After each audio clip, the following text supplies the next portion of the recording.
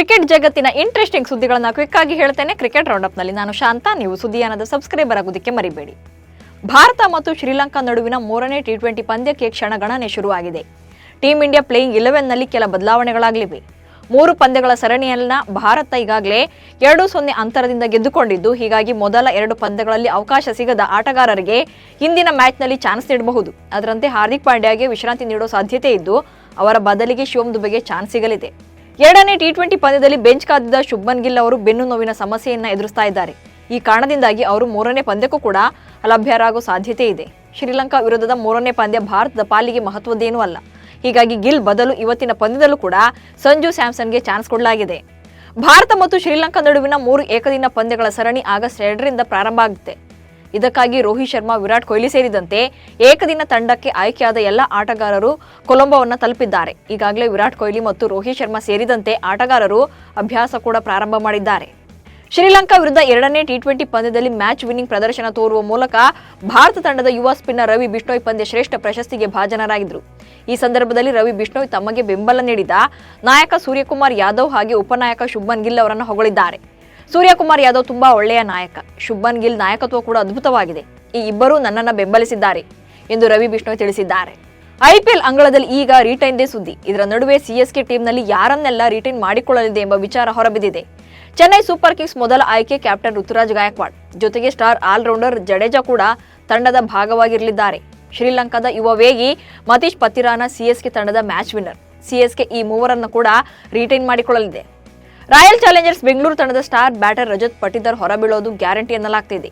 Star batter Rajat ಪಟಿದಾರ್ಗೆ ಕೋಕ್ ನೀಡಲು ಆರ್ಸಿಬಿ ಫ್ರಾಂಚೈಸಿ ನಿರ್ಧಾರ ಮಾಡಿದೆ. ರಜತ್ ಪಾಟಿದಾರ್ ಜಾಗಕ್ಕೆ ಮುಂಬೈ ಇಂಡಿಯನ್ಸ್ ತಂಡದ ಸ್ಟಾರ್ ಆಟಗಾರನನ್ನ ಕೂರಿಸುವ ಸಾಧ್ಯತೆಗಳಿದೆ ಎಂದು ಭಾರಿ ಚರ್ಚೆ ಆಗ್ತಾ ಇದೆ. ಡಿಸೆಂಬರ್ನಲ್ಲಿ ನಡೆಯಲಿರೋ ಮೆಗಾ ಹರಾಜಿನಲ್ಲಿ ಬಲಿಷ್ಠ ಆಟಗಾರರನ್ನ ಖರೀದಿ ಮಾಡುವ ಪ್ಲಾನ್ ಆರ್ಸಿಬಿಯದ್ದು.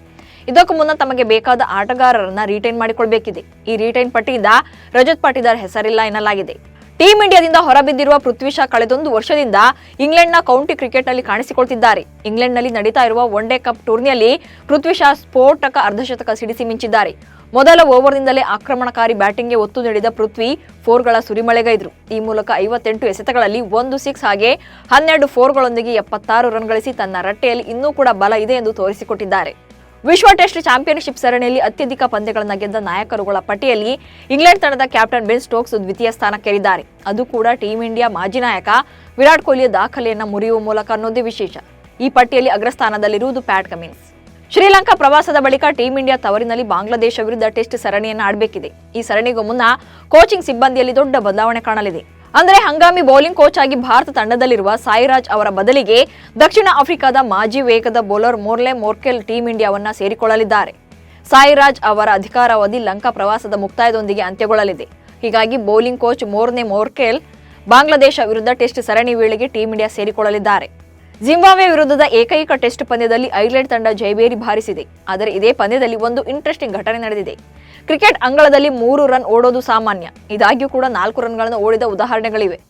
ಆದರೆ ಐರ್ಲೆಂಡ್ ಬ್ಯಾಟರ್ಗಳು ಒಟ್ಟು 5 ರನ್ಗಳನ್ನು ಓಡುವ ಮೂಲಕ ವಿಶ್ವ ಕ್ರಿಕೆಟ್ನ ಪ್ರೇಮಿಗಳ ಗಮನ ಸೆಳೆದಿದ್ದಾರೆ. ಇಂತಹದೊಂದು ಅಪರೂಪದ ರನ್ ಓಟ ಕಂಡುಬಂದಿದ್ದು ಐರ್ಲೆಂಡ್ ಮತ್ತು ಜಿಂಬಾಬ್ವೆ ನಡುವಿನ ಟೆಸ್ಟ್ ಪಂದ್ಯದಲ್ಲಿ. ಬೌಂಡ್ರಿ ಲೈನ್ ಬಳಿ ಬಾಲ್ ತಡೆಯುವಲ್ಲಿ ಫೀಲ್ಡರ್ಸ್ ಯಶಸ್ವಿ ಆದರೂ ಕೂಡ ಐರ್ಲೆಂಡ್ ಬ್ಯಾಟರ್ಗಳು ಓಟದ ಮೂಲಕವೇ 5 ರನ್ಗಳನ್ನು ಕಲೆ ಹಾಕಿದ್ದಾರೆ. ಇವಿಷ್ಟು ಇವತ್ತಿನ ಕ್ರಿಕೆಟ್ ರೌಂಡ್ ಅಪ್ ಸುದ್ದಿಗಳು. ನಮಸ್ಕಾರ.